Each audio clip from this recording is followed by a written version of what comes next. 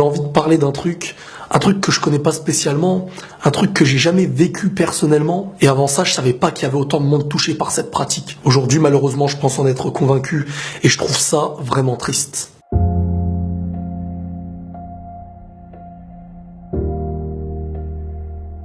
Vous connaissez la mutilation. Certaines personnes ont pris l'habitude de se mutiler face à la douleur de la vie. Prendre une lame et se mutiler pour franchir une barrière et se voir souffrir d'une chose qui nous a fait souffrir. Une pratique de plus en plus fréquente chez les jeunes. Et quand on réfléchit bien, on comprend un petit peu pourquoi. Attention, je ne justifie pas ça. Ni la mutilation, ni le suicide, ni le fait de se faire du mal, tout simplement. Se faire du mal à cause d'un mal qu'on a subi, à mes yeux, n'apportera que du mal. Et c'est un cercle vicieux qui nous pousse à nous faire du mal lorsque le mal nous touche. Ce n'est pas en voyant son propre sang couler qu'il fera couler un passé douloureux. Maintenant, quand je dis je comprends, c'est un petit peu l'état de la jeunesse d'aujourd'hui. Je suis pas un spécialiste, je suis ni meilleur, ni pire, et j'ai pas la prétention de dire que ce que je vais dire sera forcément vrai. J'ai une vision des choses et je ne fais que partager avec celle-ci. Pour moi, aujourd'hui, le monde se perd, les enfants n'ont plus aucune accroche, et beaucoup de parents étant eux-mêmes sans accroche, sont en fin de compte eux-mêmes des enfants. Des parents se retrouvent enfants, des enfants se retrouvent parents, plus personne n'est à sa place. Beaucoup de jeunes se retrouvent donc face à eux-mêmes, n'ayant plus d'estime pour eux, n'ayant plus d'accroche et n'ayant plus la foi. Il suffit parfois d'y ajouter du harcèlement scolaire,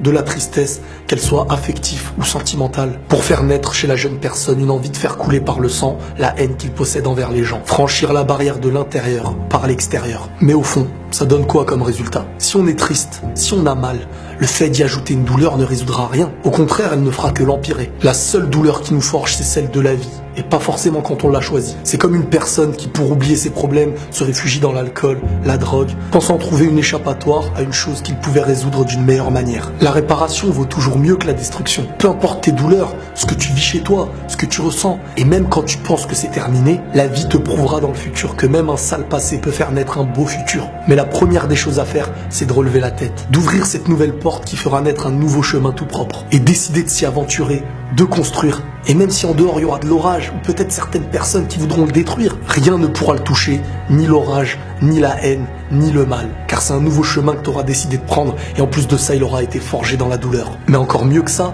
parfois il viendra même s'y ajouter des choses sympas. Certaines personnes que tu n'attendais pas, certains bonheurs que tu pensais avoir perdus. Et quand tu pensais que tout était fini et tout avoir perdu, tu en gagneras peut-être même le double en victoire. Dans la vie, c'est pareil. On vit tous ces épreuves. Parfois c'est la famille, parfois c'est les amis.